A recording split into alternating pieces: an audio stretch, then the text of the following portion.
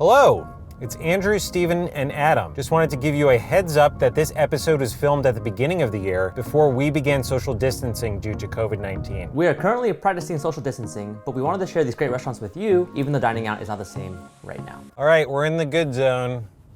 Alrighty, Worth It, Season 8. For those who are counting, Season 7 was dumpling all the way to fried chicken sandwich. We're gonna call that Season 7, so now we have a new set of 6 episodes. That's Season 8, what you're watching right now. That's right. It feels pretty bright on my head. Is that okay? Moonroof. It's new Highlander.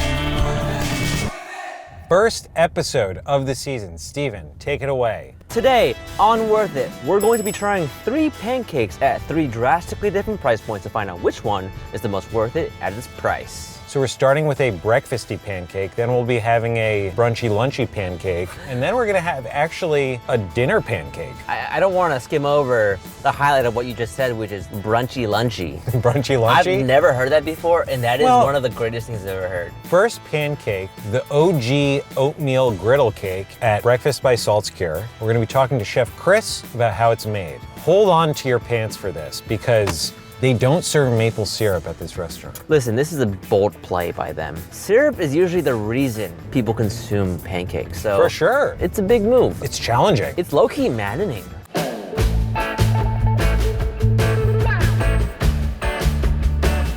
Breakfast by Salt's Cure is a quick service breakfast restaurant, but we specialize in pancakes. We're really proud of the pancakes, so we put that first, front and center. We feature oatmeal griddle cakes, which are like pancakes, but they have the texture and flavor from oats. A single is if you just need a little bit. The full order, there's 3, and it's like medicine for your soul, really. But it's all a la carte. You want sausage, you want potatoes. The idea behind sausage and not bacon, it's like kind of a zero waste philosophy, so there's only so much bacon on each pig. The whole thing can be made into sausage, so it's more affordable for the guests to get quality, handcrafted products. The griddle cake was my mom's recipe, so it's near and dear to my heart. I had it when I was 18 months old, when my teeth were still tender. Still, I remember it. It was amazing that day, so. Doesn't need syrup because it has some sweetness to it. In fact, you don't serve syrup here, is that right? Yeah, we are anti-syrup. And why is that? Like my mom served it with just cinnamon and sugar, just a thin sprinkle of each one with some butter. I don't know, when I have syrup on it, it clashes a little bit. There's something wrong. The condiment for the OG is butter with molasses and sugar and cinnamon mixed into it. It melts and has a similar syrupy quality. A lot of customers are like, no, I need syrup. And they're like, never mind, it's good. What a perfect way to start the season. Breakfast. Cheers. Whoa. Almost Sorry, I'm a little rusty. That's right. Okay, Steven. Whoa. 1 griddle cake for each of us. Look at the outline. Yeah. Also, I love proportion to plate. It just makes it feel like it's in your face, like bam. Proportion to plate ratio, the PP ratio. Yeah, I like that. Cheers. Oh, totally not what I was expecting. It almost has the texture of like a potato pancake. Crispy on the top and still custardy in the center. This pancake is actually delivering the role of a full breakfast in one item. Tell me how. Pancake, check. Hash browns. That texture of hash browns is achieved with the outside crust of this pancake. Oatmeal. Okay. Oat batter. Check. Cooked on a griddle, like eggs. Yeah, I see. It's a you know, multifaceted item.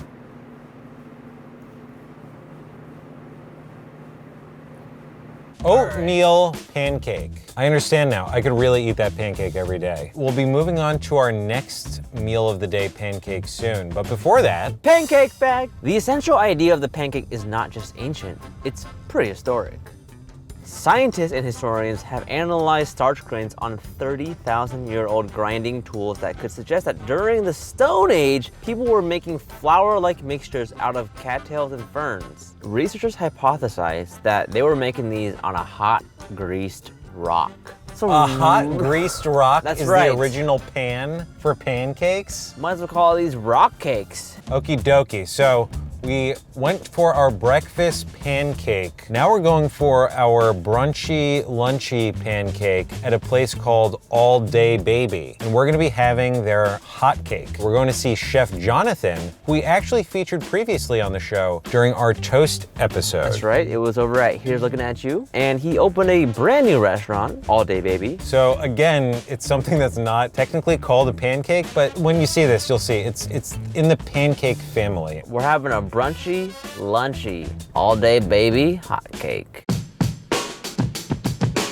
Good to see you again. You too, guys. Can you just tell us a little bit about this restaurant? So All Day Baby's like a upscale diner. The best way I try to explain to people is that I created a restaurant where I want to hang out and eat at. I'm a big barbecue fan. I like breakfast food. I like crazy, like delicious pastries and milkshakes and booze. So it's like I wanted to knit it all together into like one thing, and like it's a pretty much like a collective of like just everything I grew up eating. You know, my dad's from the South with the barbecue stuff, and there's a little bit of the Latin influence on my mom's side. All that jazz is like all together. There's things you recognize, but everything has a little bit of a flair to it. All Day Baby, it's a heavy proposition to say all day. It's like I would not want to brand myself as all day because I'm like, I can maybe give you like half a day, not all day. And today we're trying your pancake. It's not technically a pancake, but it's the hot cake. So pancakes, you know, you griddle them, so they're usually individual thin little pancakes. Ours is baked, so it's like pretty thick. So what we do is we take a buttermilk pancake batter, and once it hits the pan, we cook it in the pan and not on the griddle. So it's a lot of oil.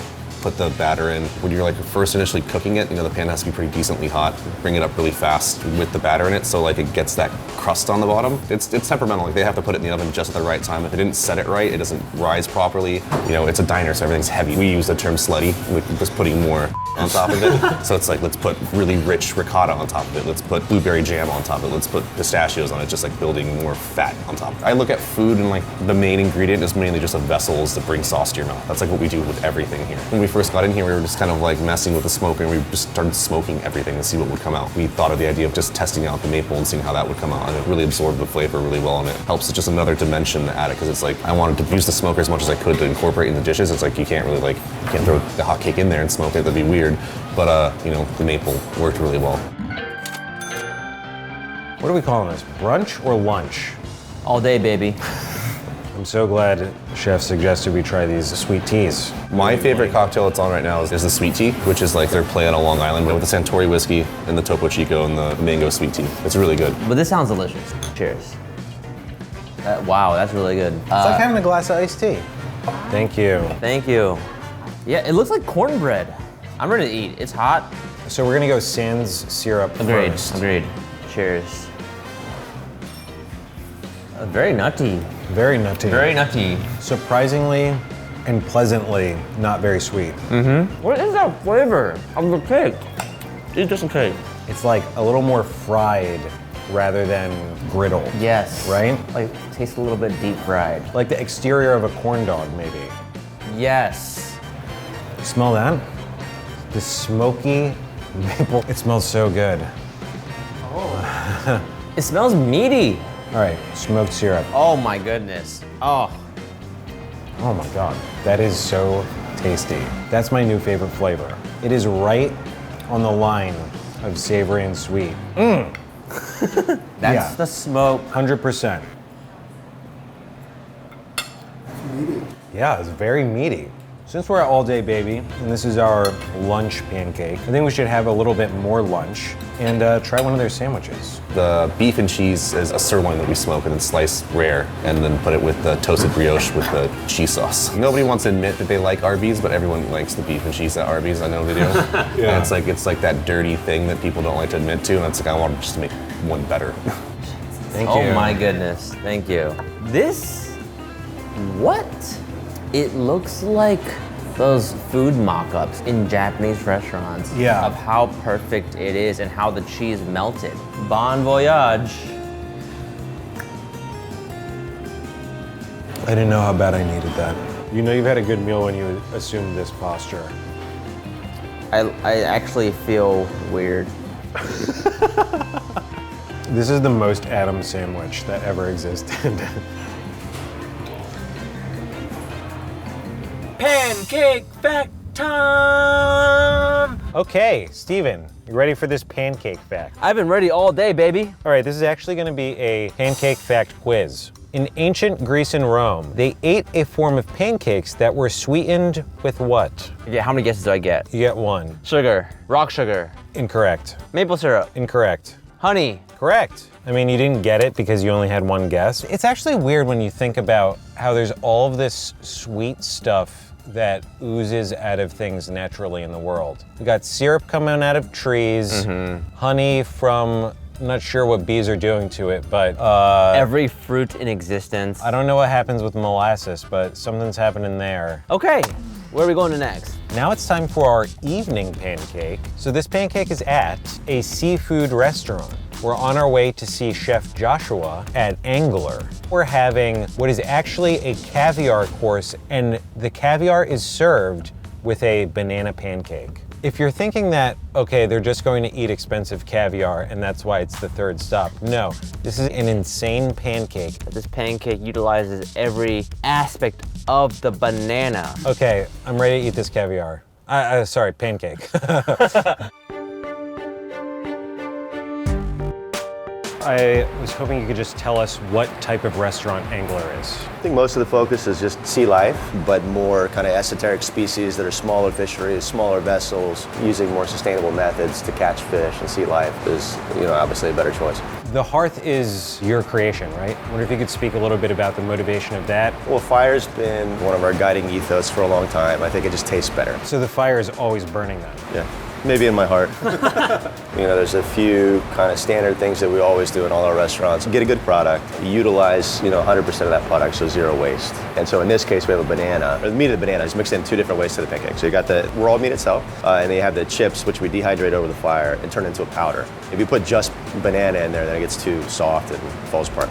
You can see these racks that we have back there. We move those around depending on the level of heat that we want and the level of time that we're going to stick it in the fire. So the peels, you just stick there until they basically barbecue. It slowly perfumes over time and becomes kind of a deep flavor. Once they're ready, we just infuse them in the butter. And what's the rough time frame for that? A couple days. A couple days? You can do a full day, yeah.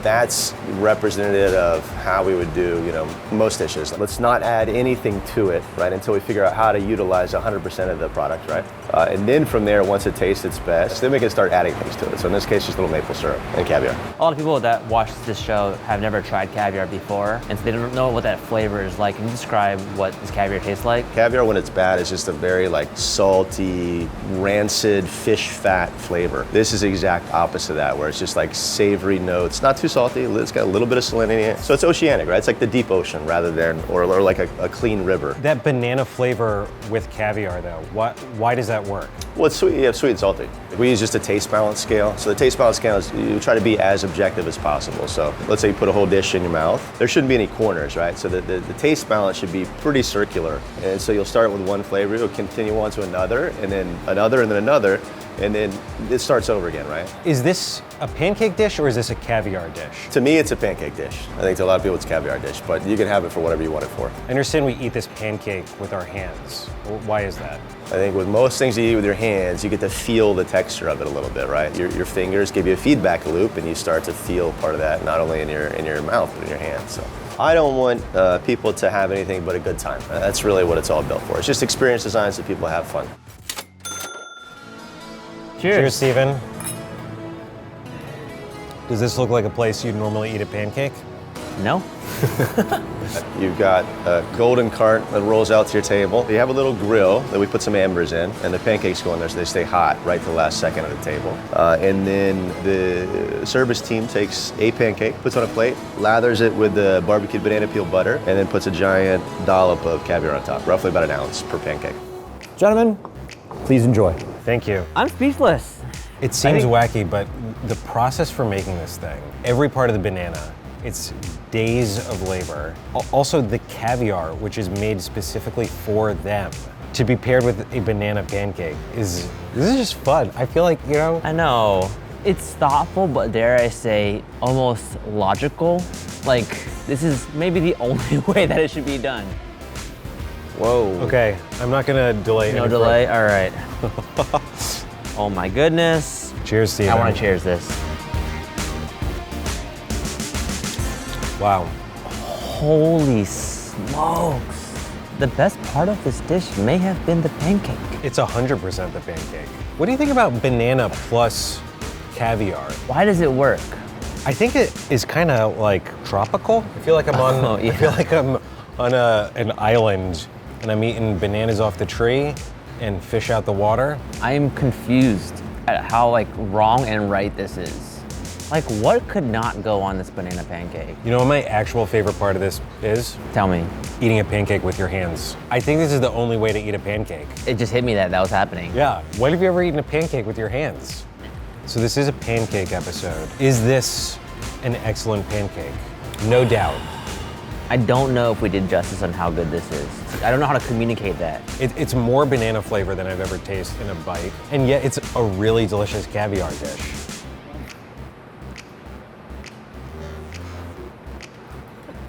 That concludes episode 1 of season 8, Pancake. What an adventure. Yeah. Season 8 off to a strong start. Steven, what was your favorite thing that was not a pancake?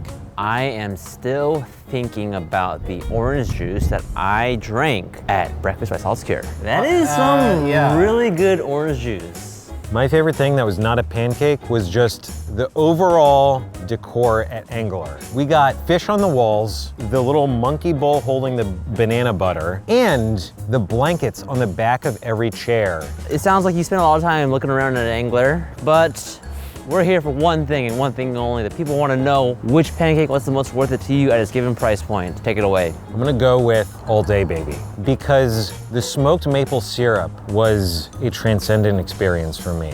Great pancake, you're wrong. Then Listen up. what was your worth it winner? The banana pancake at Angler. Like that is a story I would tell my kids about. I would tell my mom, my kids, my wife, my dad, Adam.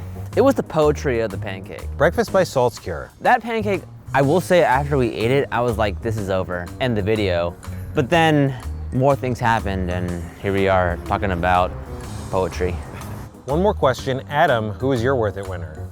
Adam says Angler, the banana pancake with caviar. I win. All right, so that was episode 1. Woo! Got some really exciting stuff. What's next? Here we go. The next episode of Worth It rhymes with... Rice. No, it is rice. Oh, sorry.